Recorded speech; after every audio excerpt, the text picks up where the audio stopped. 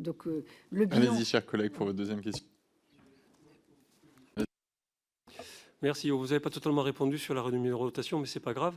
Vous prêchez un convaincu pour ce qui est du transfert de la publicité sur le numérique, et je reviendrai vers vous pour le sujet des droits voisins.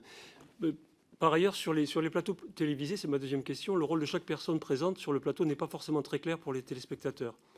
Ancien politique devenu chroniqueur, éditorialiste, c'est pas facile à dire, en position de contradicteur avec des élus, animateur tenant des propos politiques proches de certains partis. Les cas de flou sont nombreux et ont d'ailleurs contribué à permettre à certaines chaînes de contourner leurs obligations. Avez-vous déjà vous-même ressenti ce flou quant au rôle des autres personnes présentes sur le plateau? Pensez-vous qu'il est nécessaire que les chaînes identifient davantage clairement sur chaque plateau le rôle de chacun?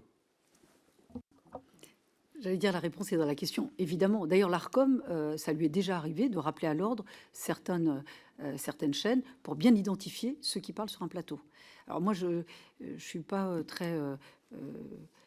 effectivement, là, vous avez raison. Quand je fais un débat, je veux savoir avec qui je débat. Donc, moi, généralement, les débats que j'ai pu faire étaient vraiment dans le cadre de débats politiques avec d'autres responsables politiques. Ou si il y a un commentateur, un chroniqueur ou un éditorialiste, on connaît la personne.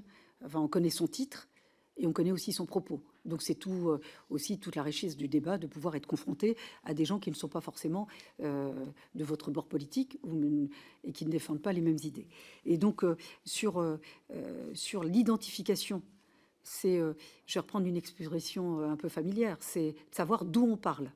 Quand vous avez quelqu'un sur un plateau, c'est de savoir d'où parle cette personne. Est-ce qu'il parle comme responsable politique, et les temps sont décomptés, comme vous le savez?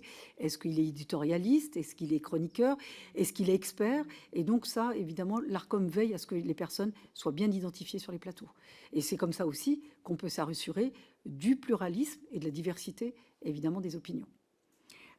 Sur la numérotation, c'est effectivement la question que vous m'avez posée avant. Ça, c'est la compétence exclusive de l'Arcom. Merci Madame la Ministre. Je vais donner la